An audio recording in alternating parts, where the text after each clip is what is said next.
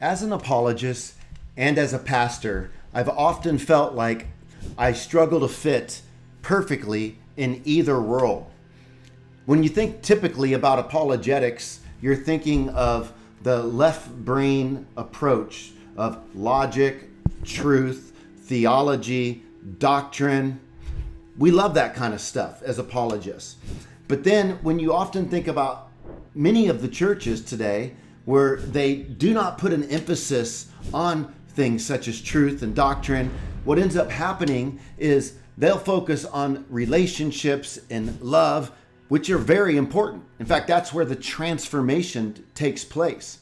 And so what's needed, though, is the left and brain working in conjunction together. We need a full brain discipleship process in the church and as it relates to apologetics. And my fear is if we don't engage both sides of the brain, if we don't value relationships and doctrine together, what will end up happening is we'll continue to split the church and people won't experience true life change. People can be in relationships and community and they can minimize doctrine, and then other people can be doing apologetics and learning truth and yet minimize relationships and love is kind of the fluffy stuff.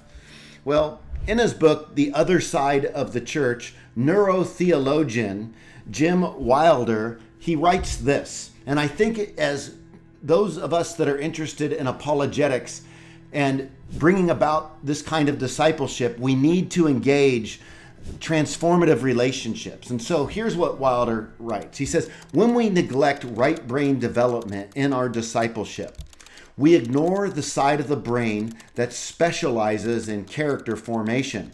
Left brain discipleship emphasizes beliefs, doctrine, willpower, and strategies, but neglects right brain loving attachments, joy, emotional development, and identity.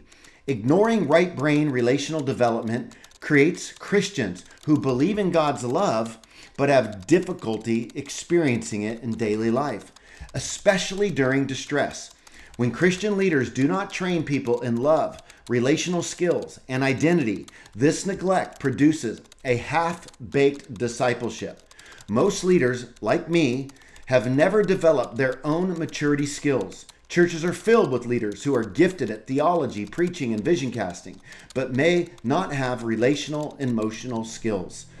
Jim Wilder, The Other Half of the Church. And this is a powerful statement, and he has a co-author that writes this with him that really is a pastor and realized that the discipleship process that he had seen in his lifetime was much more focused on the left brain.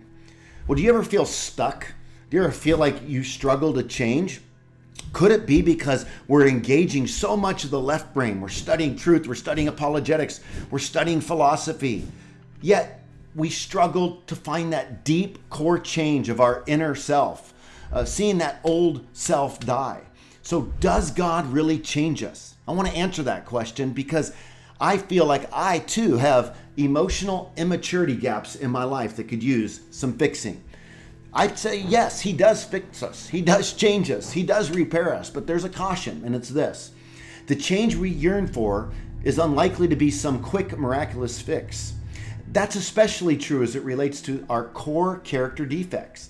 And that's because God wants us to untangle the web of how we got there to begin with.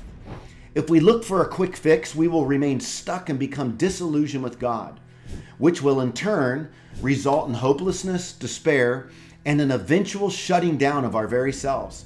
At this point, we may even find ourselves in an existential crisis, warily standing at the crossroads wondering, God, where are you? Why won't you change me? We might even feel forsaken.